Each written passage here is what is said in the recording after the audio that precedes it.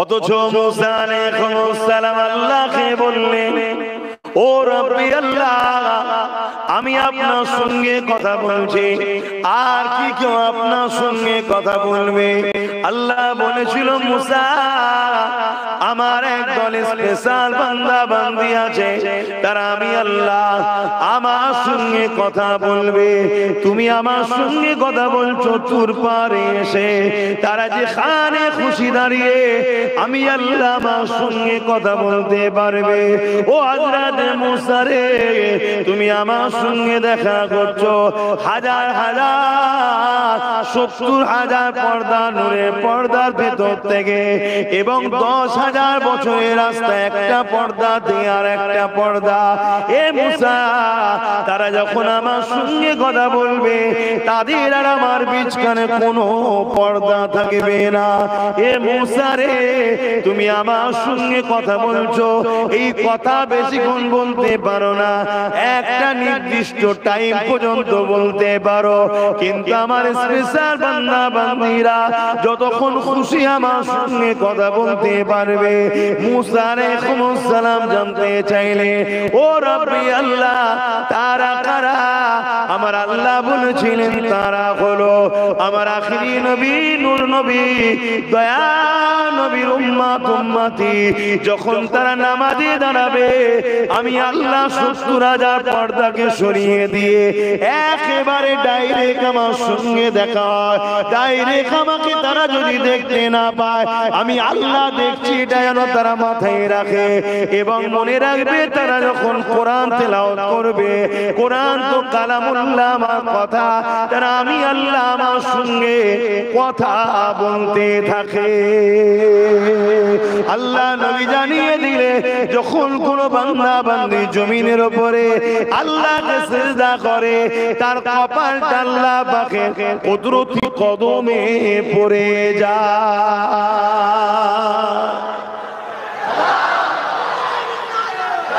কিন্তু আজ আমরা কতটা দুর্ভাগ্য আমাদের, দেখুন, এরকম একটা নিয়ামত আমরা ছেড়ে দিচ্ছি।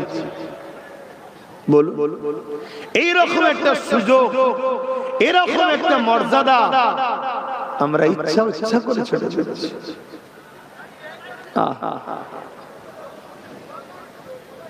মনে রাখবেন, আমাকে খারাপ দিলে আমার কিচ্ছু যায় আসে না। আল্লাহকে সাক্ষী রেখে বলছি, যার কুদরতি হাতে আব্বাস সিদ্দিকীর জান আছে, এখন থেকে 8-10 মিনিট আমি বেঁচে থাকবো কি কোনো গ্যারান্টি নাই। আমার আল্লাহ চাইলে এই অবস্থায় এখনই আমার জান কবজ করতে পারে। কি পারে না? পারে না? তা তোমাদেরটা পারে না? আমি সেই রবের শপথ করে বলছি, আমি আপনাদের দাওয়াতের মুখাপেক্ষী নয়। ও আম্মা বিনিআমাতি রাব্বিকা ফাহাদিস, এটা অহংকার নয়, শুকরিয়া আদায় করে বলেছি। আপনি আমায় কিছু ভাবেন নাই ভাবেন, যা মনে করেন, মনে রাখবেন, হাওড়া জেলার মুসলমান তোমরা সব থেকে বেশি টার্গেটে আছো। আমার কথা ভাষা নাও ভালো লাগতে পারে, মুসলমান তেমনি টার্গেটে। হাওড়া জেলার মুসলমান তোমরা সব থেকে বেশি টার্গেটে। যদি বলেন কি অপরাধ আমাদের, তোমাদের অপরাধ কিছুই না। কি করছো মোবাইলে, নবীর মেম্বারে বসে এসব কি করছো?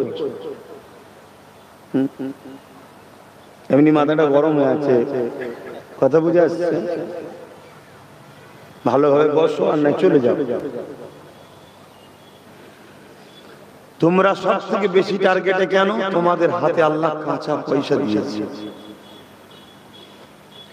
মুসলমান ধনী হোক, এটা ইসলামের দুশমনরা চায় না। তোমরা ভিখারি হোক, এটা ইসলামের দুশমনরা চায়। তা তোমাদের হাতে এই যে কাঁচা অর্থ আল্লাহ দিয়েছে, এজন্য তোমাদের উপরে টার্গেটও বেশি, এবং তোমাদের খরচের স্টাইলটাও সবাই পছন্দ করে না। তোমরা যেভাবে টাকা উড়াও, যেভাবে বিভিন্ন জায়গায় যাও, তুমি কি ভাবছো তোমাকে কেউ দেখছে না? প্রত্যেকটা মুসলমানের পিছনে শয়ে শয়ে চোখ লাগানো আছে। এই বিপদ থেকে তোমাদের বাঁচাবার রাস্তা তোমরা নিজেরাই বন্ধ করে দিচ্ছ। একমাত্র তো আল্লাহ ছাড়া আমাদের কেউ নেই, তিনি তোমাদের বাঁচাবেন। হাসবুনাল্লাহু ওয়া নি'মাল ওয়াকিল, নি'মাল মাওলা ওয়া নি'মান নাসির। কিন্তু আমরা তো তিনারও কাজ করি না, তিনিও তো নারাজ আমাদের উপর। তো যাক ভাই, বললাম যদি চান ঈশা থেকেই নামাজ পড়ুন। আর প্রত্যেকটা দাদু দাদিকে, দাদু আর নানাকে বলছি, নাতি পুতা কোনকে সাথে করে মসজিদে নিয়ে যান। এই যে ছেলেরা নামাজ পড়ছেন এর জন্য সম্পূর্ণ 100% দোষী এদের বাপ মা, এদের দাদু দাদি, দাদু আর নানা। এই ছেলেগুলো যে নামাজ পড়েনি এর জন্য এদের দাদু, এদের নানা, এদের বাপ মা দোষী। কেন ছোট্টবেলা থেকে মসজিদে বাচ্চাদেরকে নিয়ে যেতে হয়। 5 বছর, 6 বছর, 7 বছর, 8 বছর, 9 বছর, 10 বছর। 5 বছর থেকে শুরু করলেন, 5 বছর নিয়ে গেলেন, 5 ওয়াক্ত নামাজের সাথে করে নিয়ে গিয়ে ছেড়ে দিলেন। ওকে আর নিয়ে যেতে হবে না, একটা প্রেম তৈরি হয়ে যায়। আরে তোমার সঙ্গে আমার দুদিনে কখন একবার দেখা হয়, যদি এত প্রেম হয় ভাইজান এসতে চলো। আর 5 ওয়াক্ত ডেলি মসজিদে যাচ্ছে একটা ছেলে 5 বছর, তার টাইম যেই হবে মসজিদের প্রেম থেকে টেনে নিয়ে যাবে। কিন্তু আজ আমাদের ছেলেদের ঘরে মসজিদে পাওয়া যায় না। যদিও বা বাচ্চারা মসজিদে যায়, কিছু আবার মুসল্লি আছে, মুরব্বি মুসল্লি, তারা আবার খেপে যায়, রাগ মুখ করে। আরে আল্লাহ যখন বলে দিয়েছে বাচ্চাদের কোনো গুনাহ নেই, ওরা যাই করুক গুনাহ নেই, তাহলে কেন আপনি তাদের উপর রাগ করছেন? মসজিদে আসুন, তারা মসজিদে ছুটোছুটি করবে, খেলা করবে, নামাজি সামনে দিয়ে ছুটবে, পিঠের উপরে উঠবে, লাফাবে, তাও আসুন, তাও আসুন। দেখবেন আস্তে আস্তে আস্তে আস্তে ওদের যখন 10 বছর বয়স হয়ে যাবে, মসজিদে আসবে, ছুটোছুটি করবে না, তোমার পাশে আল্লাহকে সিজদা করবে। জোরে বলুন সুবহানাল্লাহ। নামাজি বেড়ে যাবে, আল্লাহ খুশি হবে যে আমার ঘরকে তোরা আবাদ রেখেছিস, তোদের ঘরকে কোনো বোলডুজার বাবা ভাঙতে পারবে না, ভাঙবে যে বাবাকে তার আগেই সাইজ করে দেবে খোদা। আর কিন্তু আমরাই যখন মসজিদকে বিরান করেছি তখন তারা আইন করছে, ওয়াকাফ তালা কানুন তৈরি করছে, মসজিদ মাদ্রাসা দখল করবে। কেন? বুঝে নিয়েছে মুসলমান তাদের মসজিদকে ভালো বাসে না, তাই আল্লাহ আমাদের ঘরগুলোকে উজাড় করে দিচ্ছে। ঘরে শান্তি আছে? প্রত্যেকটা বাড়ি এখন একটা মেডিকেল স্টোর হয়ে গেছে, মেডিকেলের দোকান হয়ে গেছে, ওষুধ ভর্তি। প্রত্যেকটা বাড়িতে অশান্তি খোদা লাগিয়ে দিয়েছে। একটা বাড়িতে শান্তি আছে কি দেখেন তো? আরে টাকা থাকলে শান্তি হয় না, ভালো মন্দ খেতে পেলেই শান্তি হয় তা নয়। সাহাবা হুজুরদের এমনও দিন ছিল একটাই কাপড় ছিল, একটা স্বামী পড়ে মদিনার নবাবিতে এসে নবীর পিছনে নামাজ পড়তেন। দোয়া চাইতে গেলে ওয়াক্ত চলে যাবে, দোয়া না চেয়ে চলে যেত, ওই কাপড় খুলে দিত, আবার স্ত্রী পড়তো, স্বামী নিজেকে গোপনে নুকিয়ে রাখতো, আবার ওই কাপড় পরে স্ত্রী নামাজ পড়তো। একদিন নবী পাক সাল্লাল্লাহু আলাইহি সাল্লাম কে এক সাহাবী বলেছেন, হুজুর আপনার এক সাহাবী ভাই আমাদের নামাজের পরে দোয়া না চেয়ে চলে যায়। এটা নামাজের পরে যে দোয়া চাইতে হয় তারও একটা দলিল, তারও একটা প্রমাণ। অনেকে তো আবার নামাজের পর দোয়াও চাইছে না। আজকাল হাজারো কোয়ালিটি মুসলমানদের মধ্যে, আর এসব ইহুদি খ্রিস্টানদের ষড়যন্ত্র আমাদেরকে দুনিয়া সরিয়ে দিয়েছে। তো এই জায়গাতে রাসূল পাক সাল্লাল্লাহু আলাইহি ওয়াসাল্লাম তাকে যখন জিজ্ঞেস করলো, সে ব্যাপারটা সব খুলে বলল। কিন্তু এত গরীবের পরেও স্ত্রী স্বামীকে বলছে যে আমি আপনার উপরে রাজি খুশি। জোরে বলুন সুবহানাল্লাহ। আর আজকে এত দেওয়ার পরও কোন স্ত্রী বলেছে নাকি স্বামীকে আমি তোমার উপরে খুশি? কি গো বলেন না, কেউ বলেছে? এসব খোদার মা।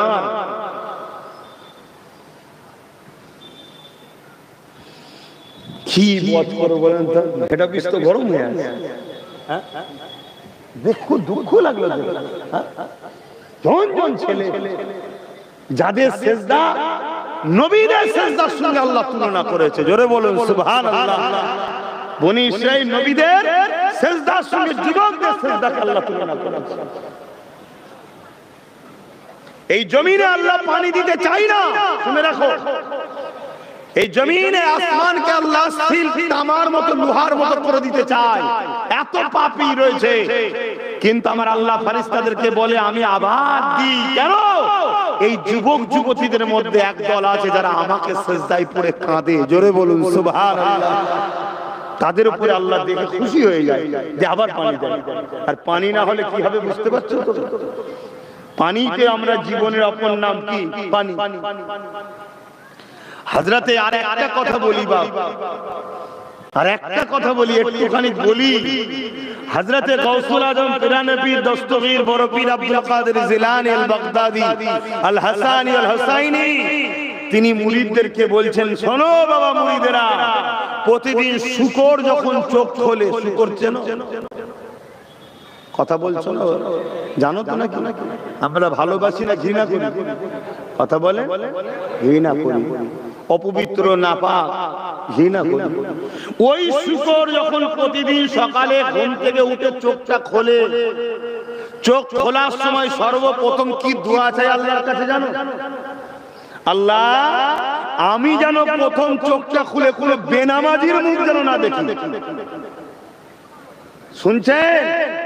তাহলে বেনামাজিকে একটা শুকর সেও ঘৃণা করে, আর আমরা সেই নামাজ ইচ্ছা করে ছেড়ে দিচ্ছি।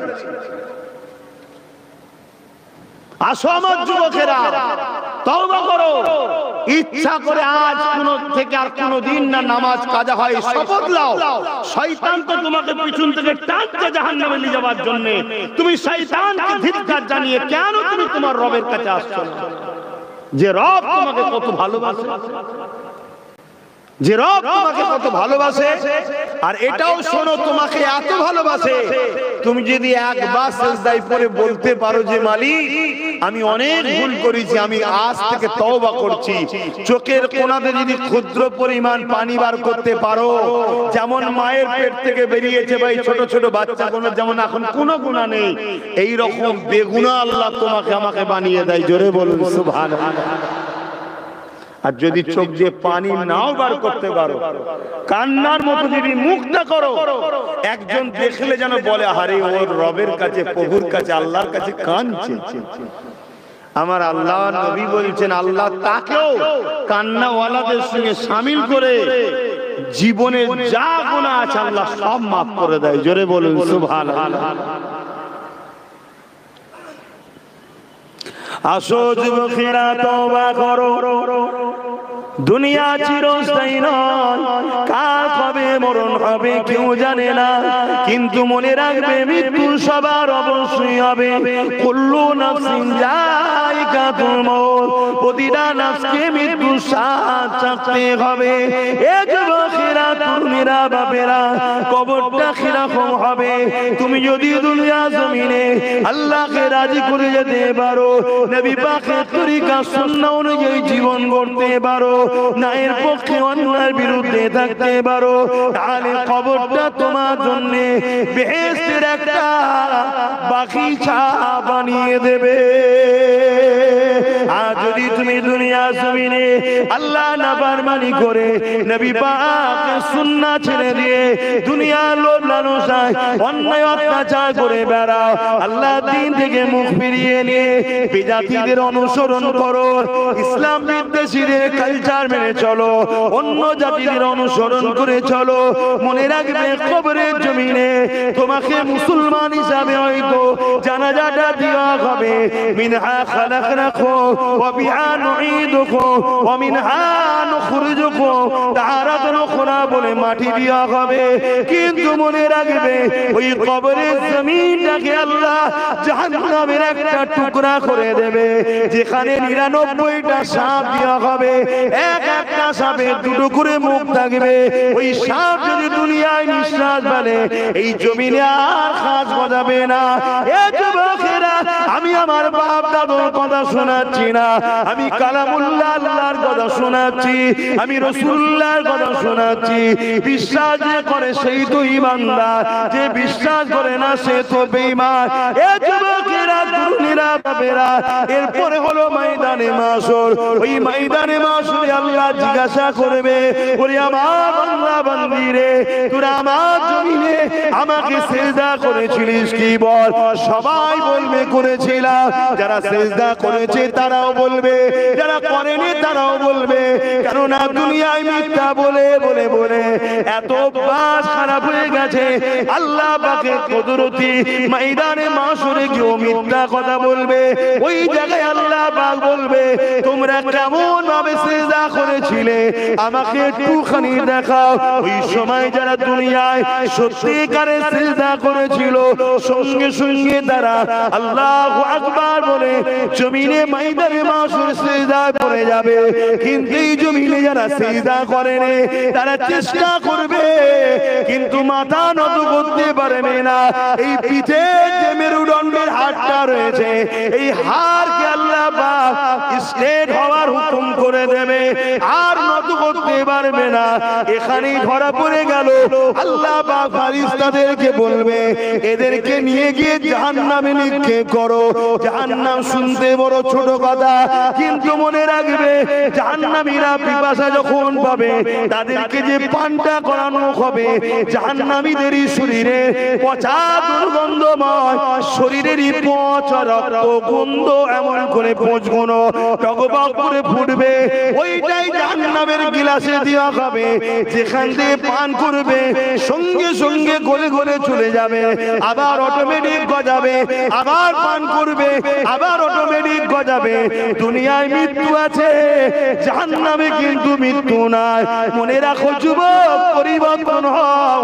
আখিরাতটা বড় কঠিন হবে এবং দুনিয়া জমিনে যতদিন থাকবে আল্লাহ তোমাকে গোলাম বানিয়ে রাখবে।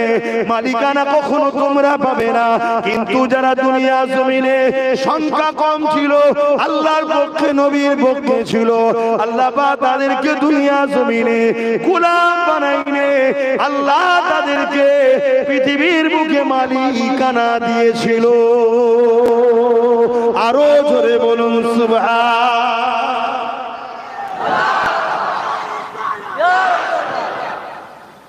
পরিবর্তন হও আমার ভাইরা। যে মেঘলা ভারতের আকাশে যে কালো মেঘ উঠেছে তোমরা বুঝতে পারছো না। এই মেঘলাতে কি বিষ পানি যে নিক্ষেপ হবে তোমরা এখনো বুঝতে পারছো না। তবে আমি এ বিষয়ে বেশি বলবো না।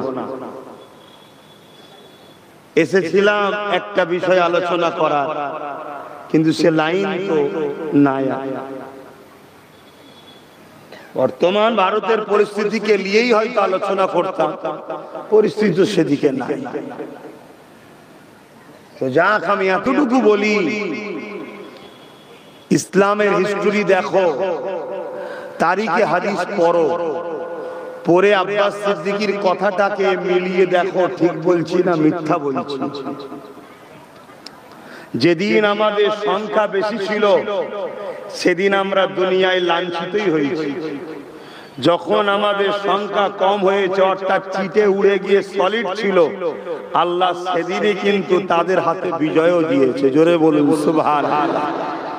অতএব ইসলাম কখনো সংখ্যা দিয়ে জেতে নেই, ইসলাম কখনো অস্ত্র দিয়ে জেতে নেই, ইসলাম কখনো ম্যান পাওয়ার দিয়ে জেতে নেই, ইসলাম কখনো মানি পাওয়ার দিয়ে জেতে নেই। ইসলাম যতবার বিজয় ও কামিয়াবি হয়েছে, ইমানদার মুমিন মুসলমানের ইমানের পাওয়ারে আল্লাহর সাহায্যে জিতেছে। জোরে বলুন সুবহানাল্লাহ। আজ আমরা ধ্বংসের কারণ, আমরা নামে তালপুকুর ঘটি ডোবে নেই, আমরা নামে মুসলমান। আমাদের কাজ কাম উঠা বসা চাল চলন কথাবার্তায় ইসলাম পাওয়া যাচ্ছে না। সমাজনীতি, ধর্মনীতি, রাজনীতি, এডুকেশন নীতি, পরিবার নীতি, প্রতিবেশ নীতি, রাষ্ট্রনীতি, অর্থনীতি, কোন জায়গাতেই আমাদের রসুল নাই। আমরা ব্যবসা করি, মানুষকে ধোঁকা দিই। ইসলামে ব্যবসা হারাম। যতগুলো পয়সা হবে সম্পূর্ণ পয়সা হারাম। ওই পয়সাকে বিসমিল্লাহ বলে খেলেই কাফের। শুনছেন তো নাকি? শুনছেন? তাহলে আজকে আমরা ধ্বংস হব না তো কারা হবে? এই যে চারিদিকে দেখছি কুপিয়ে কুপিয়ে মারছে, দেখে বড় ব্যথা হচ্ছে না? হ্যাঁ, কিন্তু ভাবতে হবে যে কেন এটা ঘটছে, এটাও ভাবতে হবে। অবশ্যই যারা জুলুম করে তারা সন্ত্রাস, অবশ্যই যারা জুলুম করে তারা মানবতার বিরুদ্ধে, অবশ্যই তাদের শাস্তি পাওনা রয়েছে। কিন্তু এরকম ঘটনাটা কেন ঘটতেছে এটা আমাদের একটুখানি নিজের দিকে একটু ভাবা দরকার।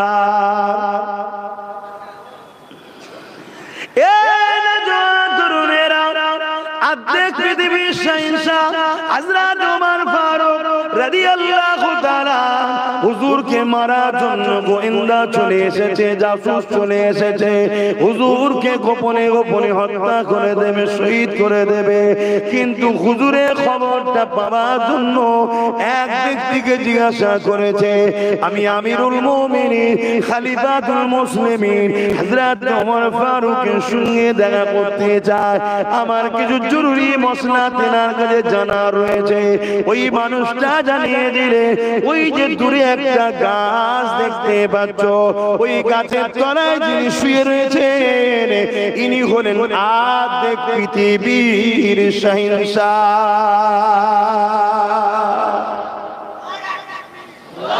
আজকে আমাদের ছোট ছোট ছোট ছোট বড়টা ছাড়ো, ছোট ছোট কোন নেতার ক্ষমতা আছে? এরম একা একা করে কোন জায়গায় থাকতে পারবে? কথা বলেন না কেন পারবে না? এসব চোর বদমাইশ ঝেড়ে বসে আছে, তাই ভয়ে। শুনছেন তো নাকি? আর হযরত ওমর ফারুক আর্ধেক পৃথিবীর রাজা, আর্ধেক পৃথিবীর শাহিনশাহ, কোথায় শুয়ে আছে? একটা গাছতলাতে। সুযোগ বুঝে তাড়াতাড়ি আগিয়েছে, অস্ত্র বার করেছে, কিন্তু কাছে এসে দেখছে আর্ধেক পৃথিবীর শাহিনশাহ বালির উপরে খাজুর গাছের গুড়িকে থেতো করে নরম করা মাথায় দিয়ে শুয়ে আছে। তার দিলে খাটকা দিল যে আমাদের এলাকার ছোট ছোট রাজাদের রাজকীয় ব্যাপারই আলাদা।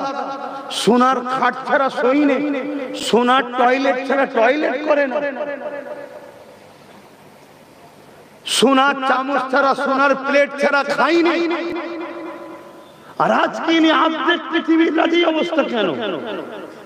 তিনার মধ্যে কৌতূহল জাগে, না মেরে অস্ত্র রেখে দিচ্ছে। এই যে ঘটনাগুলো ঘটছে কার ইশারায়? এইখানটা কবজা কারো চলে না, হৃদয় অন্তরের কবজা একমাত্র আল্লাহর হাতে। একটা লোক তোমাকে মারতে এসেছে, আল্লাহ তাকে কবজা করে তোমার গোলামও বানিয়ে দিতে পারে। যেমন ওমর ফারুক রাসূলুল্লাহকে শহীদ করতে গিয়েছিল, আল্লাহ কবজা করলেন, রাসূলুল্লাহর গোলাম বানিয়ে দিলেন। জোরে বলুন সুবহানাল্লাহ।